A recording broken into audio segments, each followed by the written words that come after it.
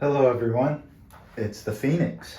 Some of you may get a little bit teared up. I've been driving it.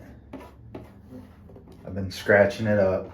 Just a note to Vanquish HQ, these bedsides aren't very durable. Other than that, I've done some upgrades to it. In a way, you could say I've ruined it. First thing is I got rid of the body clips down here. A trick that I've seen on Facebook and that I really like is you take some old leftover aluminum servo horns that you get from Amazon, screw them into the fuel cell box back here, and it keeps your body from going up. For what I have underneath here, we're just going to take the body completely off.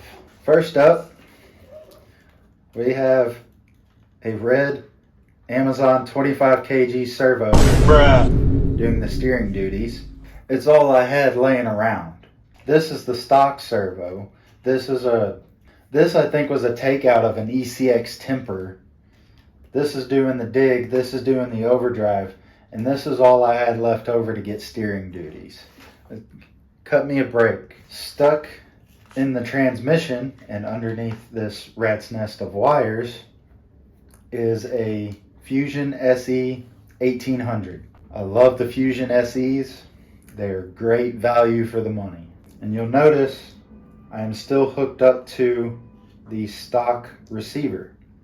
We'll get into that in a little bit. But we're going to get to the elephant in the room. Yes, I have put desert lizards. You what? I like desert lizards. You what?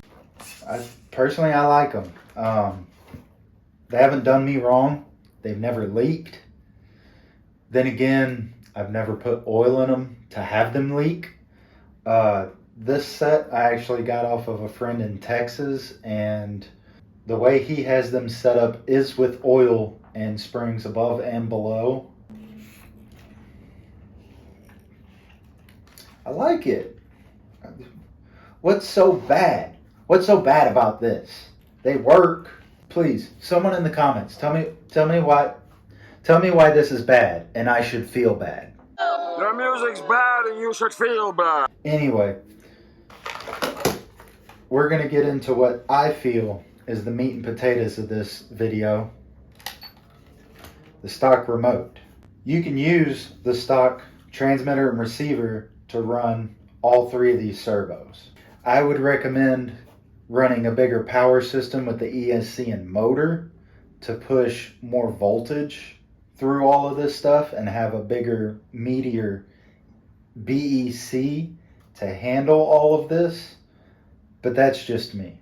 Okay, getting into the setup. Right here, this top left button is your menu select button.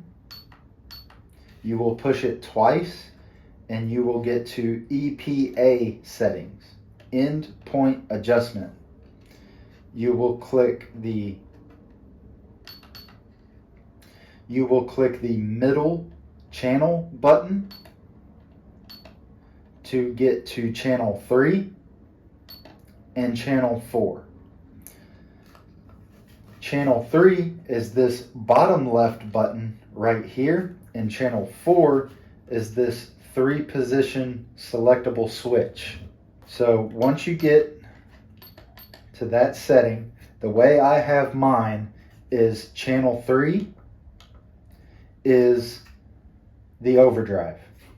Channel 4 is the dig. And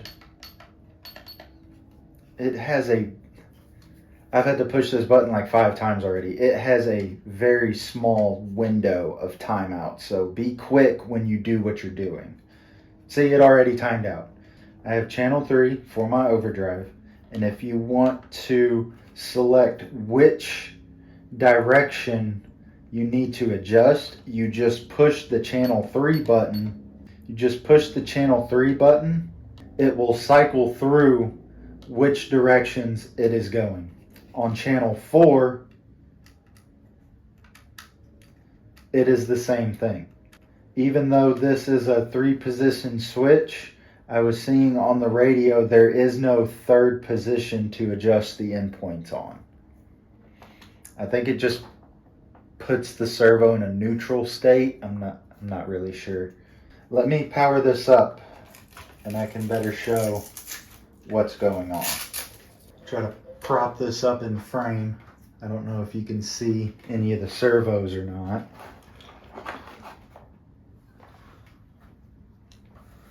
So, as I said, you have channel 3, which is your overdrive. And if you need to adjust like this, I want to turn it down a little more. Turn that down a little more. And then you have your dig, which it sounds like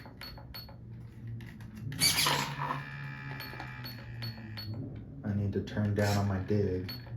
And you see, I have the dig engaged, and now it's not.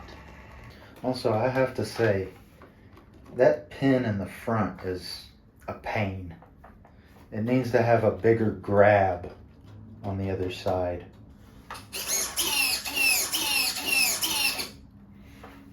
Oh, last but not least, I have, if you follow me on Instagram, I had some black machetes with these blue rings, but I got these titanium coated machetes with the blue rings, but also this little inner beauty ring from a seller on eBay.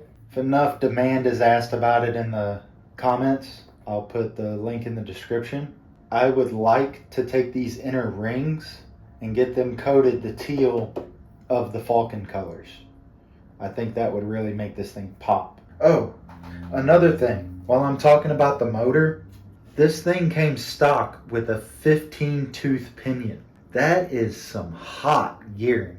So I think it was either a 12 or a 13 I fished out of my little pinion box over there, and I slapped that on there. So hopefully that should slow this thing down and make it nice and slow and usable. But enough talking. I'm gonna shut this camera off and go run this thing, see if my endpoint adjustments are good. I'll see everyone in the next video.